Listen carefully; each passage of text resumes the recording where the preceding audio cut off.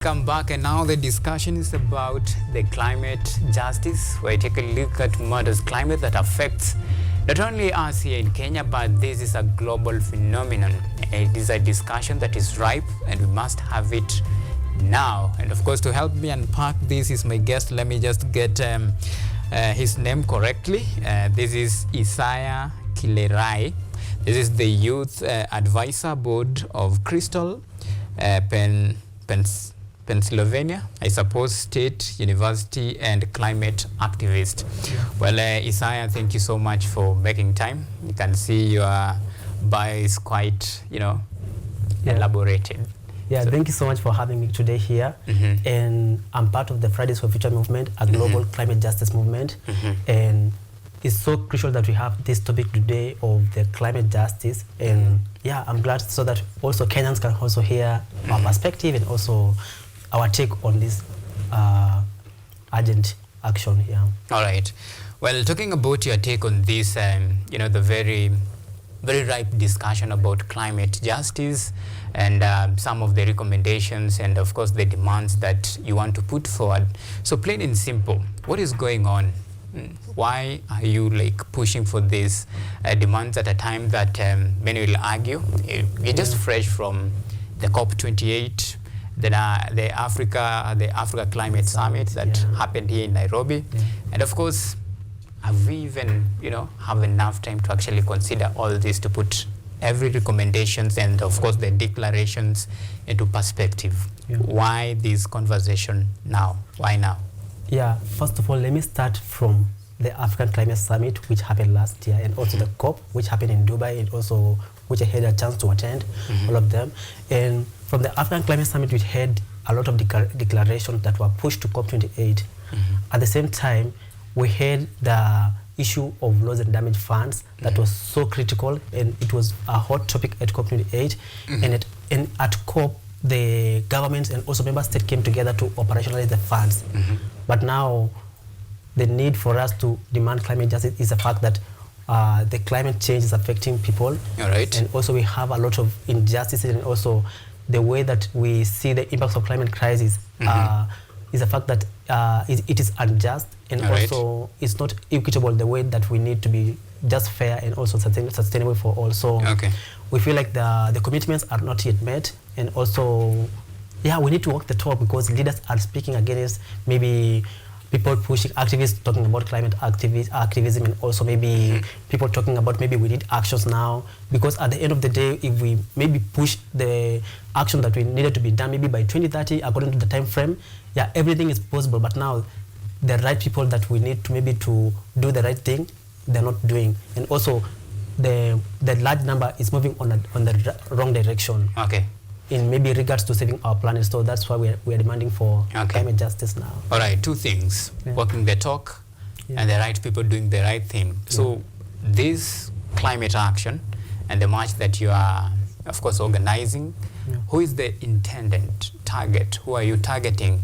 All right, talk to me about who you are targeting and just how crucial is this march, and what do you hope to achieve at the end of the day? Yeah, first of all, when it comes to maybe targeting now, it comes to maybe to our demand, because we are trying to push for many demands on Saturday on our climate strike, and we are targeting governments, and also we are targeting corporates, and also we are targeting also people who doesn't understand about the crisis also, for them also to be aware that the crisis is with us, and also we need to push for actions. So at the end of the day, we have demands that we are pushing. The first one, we have the demand for a global plastic treaty, whereby we're pushing, and also we are telling the government of Kenya ahead of the IUNC4, which is happening this month in Canada, whereby member states are going to be together to form a legal binding agreement to push for plastic pollution. So we are also pushing that demand. And the second one is that we have a treaty called the Non-Proliferation Treaty, Fossil Fuel Non-Proliferation Treaty, which is a global mechanism that is pushing, or also they are also trying to push countries to endorse that treaty so that they can really end or phase out fossil fuels. So we are also trying to push for the government of Kenya, and also we are trying to demand that will the government of Kenya push this treaty, and also will they endorse this treaty. So we are also trying to make the government and also make people aware that we have this treaty, and also the government have to maybe endorse the treaty because everything is possible. And also the other one is end financing for fossil fuels projects. And we have a lot of fossil fuels projects that are happening in Africa. And these projects are affecting people on the front end of the climate crisis, especially the indigenous community and also the local community. So we are also demanding the government and also corporates to stop funding such kind of projects, and also even the investment banks to stop funding such kind of investment, so that we can really move to maybe a sustainable future for all. And the other one is that we are also trying to maybe seek and also trying to talk to governments and also try to push our message to government and also investment banks to cancel the global south financial debt, because at the end of the day you find that most of the banks that they are pushing for investment that are not even friendly to the climate, so they are also pushing for fossil fuels projects. And if you try to see that it's creating a lot of inequality and also it's creating debts in Africa, so that's the demand that we are trying to push. I think there are for all of them. Yeah, sure. All right. Yeah. And let's talk about these demands. When I look at these demands, it's almost similar. Well, we had the UNEA conference here in Nairobi, and of course to address issues to do with plastic. Then we had the COP28, of course, many proposals and declaration. Same case with the Africa Climate Summit here in Nairobi. We had Nairobi Declaration. Still, to address these issues, some of them you have actually tackled in one of these recommendations and of course demands that you're trying to push for.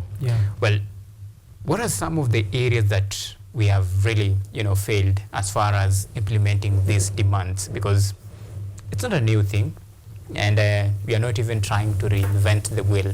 It is something that it has been conversation that has been there. It's still ongoing, but it's fair to say no action. So where are we off the radar, and what should we do to actually now push the discussion to the right path? Yeah, first of all, when we try to talk about the gaps that are there, the big gap now in climate change is the fact that there's no climate finance, there's no actual architecture, and also the actual flow of the finance to the local communities and also to local organizations that are trying maybe to push for actions. At the same time, you find that the climate finance that are being pushed is not even is not being fair, and also you find that it's creating a big gap, because at the end of the day, countries at the global south, like Kenya, we really need climate finance to fix our problems. So you find that the main issue that we have right now is that we have to fix climate finance to do anything, green investment and such kind of investments, so that we can really push for global actions. At the same time, you talk about maybe these actions are also, the topics have been repeated every now and then. If you go to any other conference, you find people talking about loss and damage. Maybe let's push for maybe nature-based solutions, such kind of thing. Yeah, the fact that we also have the problem maybe in terms of leadership. Yeah, we need a very strong leadership which is being accelerated by the political goodwill, whereby we need to have leaders which are climate leaders. They can also push for such kind of action. So I think that's the main big gap that we have right now, because also when it comes maybe to also projects that you mentioned about, maybe people are really maybe pushing for projects. Yeah, we have projects people are really pushing, but now the intentions that people really have for such kind of projects are maybe, they are not maybe positive. Take a good example of carbon credits projects. So they are being associated by carbon offsets, which are hindering and also escalating many challenges in the community. And we'll come about, we'll talk about the carbon credit, but first of all, from insiders' point of view, you're a person who have been advocating for climate action, climate justice, and you are very involved in these matters, climate. Well, I want to get this, because this is an area of concern to many Kenyans and even people around the globe. Well, information is out there, people know what to do, but when people talk about the unfairness from now, the global north versus the global south, because the ones who bear the brunt of this, the climate change and of course the effects and the ripple effect that comes with this climate change is the people from the global south. And they demand their fair share of this, shall I call it the national cake, in terms of equitable distribution of resources. Well, that's fine, but help me to understand this. Where do we have the biggest challenge? Why is it so difficult now for the global north to actually live up to the end of bargain? Why should it take this long to actually finance African in as far as this, the finance issue is concerned? Why should it take this long?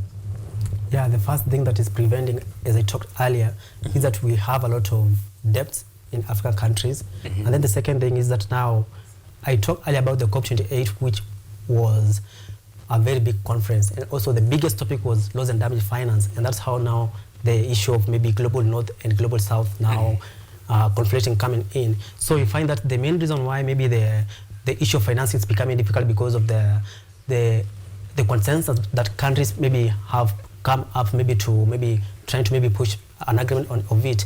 And also the other thing is that now the issue of financing is associated with many kinds of maybe activities like fossil fuels, companies, and also corporation and also activities. So that's why we really have a lot of financing issues is divided now. We have those that are maybe trying to push for maybe nature-based solutions and positive for the planet. And also now the bigger part is pushing for the fossil fuels companies and also especially in the global north. So that's the main problem that we have right now. And also the pledges that were being made at COP28, most of the countries pledged and also other countries were not even agreeable on also pushing for such kind of finance. So that's the main problem that we have. Yeah. Okay, so hold on. Yeah. Okay, hold on to that thought. We are taking a very short break, and of course we'll come back and the discussion still continues. So we are taking a very short break. Remember, this is the discussion based on climate justice and climate action, where I take a look at matters climate and how it affects us, and what are some of the areas that we actually need to improve, and how could we actually further this discussion to the right people, and of course to the desired results that we all yearn for. So remember, the discussion is coming to you after this very short break. Welcome back. The discussion still continues here on KUTV Primetime News. Remember, we are tracking the conversation, matters climate justice, and the steps and the way forward. And of course, to help me unpack this is my very good guest, that is Isaiah. So to bring us into perspective of what is going on, and of course with this planned demonstration, should I call it a march towards climate action, what should you expect and what is the desired result? So that is the discussion we are having tonight. And of course, just to bring you up to speed with what is happening, remember, we've been tracking the discussion, or rather the coverage of the sad demise of the Chief Defense Forces of the Kenya Defense Forces, that is General Francis Ogolla, who died today alongside 9 others. And of course, the body of the departed souls have already arrived at the Embakasi Airport base. This happened at a time that various leaders across the board here in Kenya and of course around the world continue to send in their message of condolences to the befallen families. And of course, these are some of the ongoing coverage that you are bringing to you. Remember, we promised we'll be bringing you wall-to-wall coverage of this sudden demise of our noble men and women in course of action that occurred today at Elgeyo Marakwet when they were on duty, matters security. And we'll be bringing you up to speed with what is happening, update by update. And of course, remember, even this particular update continues on all of our social media platform, and the discussion still will be on there. And of course, as promised, we will always keep you on toes with the latest. So let's continue with our discussion. So before we went on break, we were talking about matters financing. We are trying to explore areas where those who promise have failed to live up to their end of bargain. Of course, when you take a look at, for example, the just concluded COP28 conference, a lot of countries actually pledge their support and, of course, financing. But up to now, the issue of financing seems to be a thorn in flesh of many African countries, as far as the issue of financing is concerned. And many are just asking, pay your end of bargain and live to that. Well, it's a very hot topic, if you ask me. And if you are to further this discussion and of course achieve the desired result as far as climate action is concerned, then every promise made must be fulfilled. What do you think about this unfulfilled promise that many countries promise but they don't deliver? Yeah, I feel like it's creating a big gap, and also that's why we're demanding on the climate strike that is being led by the Fridays for Future International Organization. Yeah, we're trying to tell the world leaders to fix the finance. Yeah, because at the end of the day, we cannot be going to conferences each and every now and then, pledging. At the end of the day, we find that people are being affected, especially people at the front line of the climate crisis, those communities, especially the indigenous community.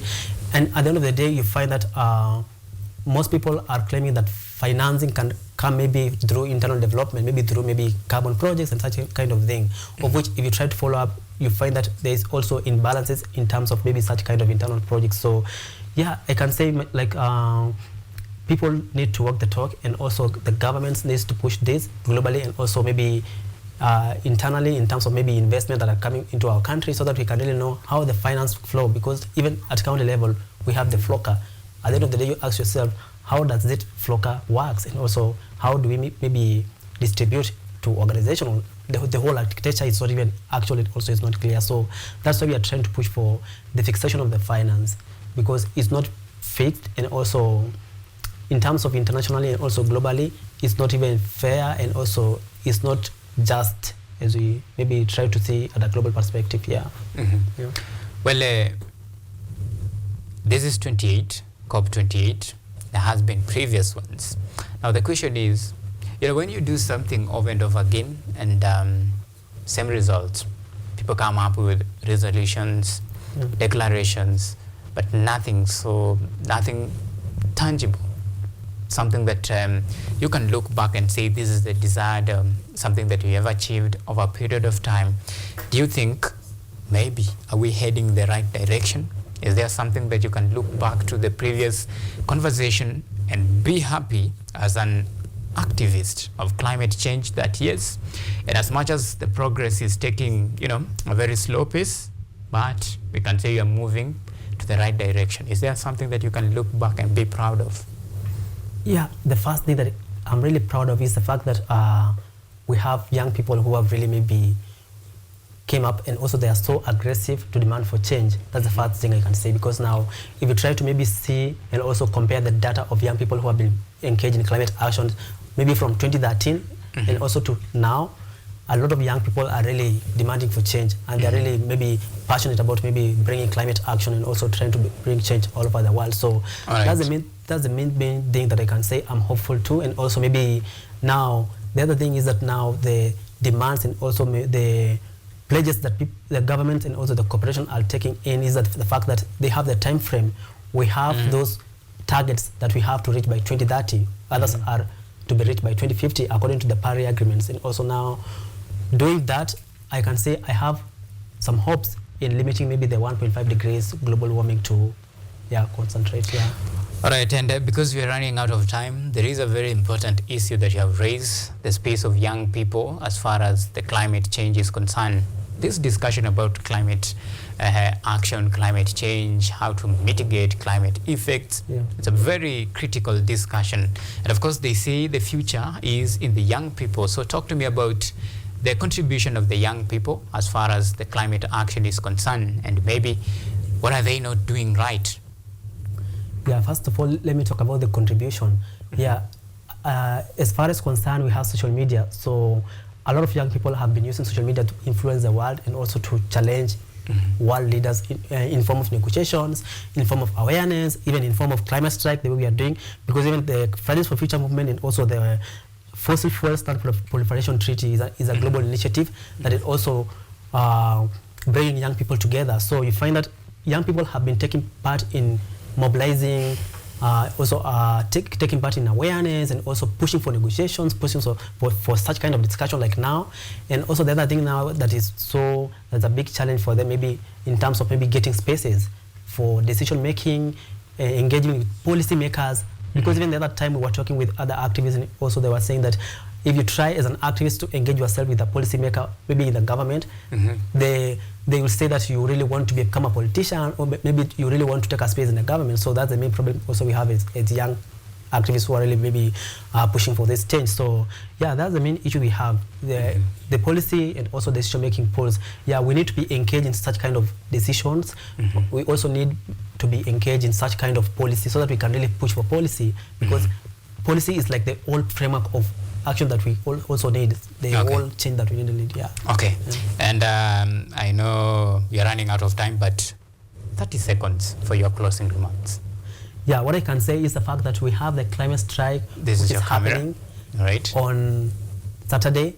So we call upon all young people around Nairobi. The climate strike is happening from Langasa to Catholic University. So every organization in Nairobi that is achieving, that is maybe attempting to achieve global climate justice, we call upon all of you to combine your efforts, join us, and also we have a very big treaty and also a very global initiative called the Fossil Fuel Non-Proliferation Treaty that we are trying to push for governments to endorse and also to maybe sign, so that we can really push for our targets, so that we can really endorse and also we can really phase out fossil fuels. So kindly everyone join us on Saturday and also come with your banners and also come with your actions, be aggressive and also demand for change. Yeah. All right. Well, this discussion is very important this time, but I'm afraid that is the time we had for you. And remember, one thing, takeaway that I'm taking home tonight is that young people, be active. Be the change that the world needs and the society needs as far as climate action is concerned.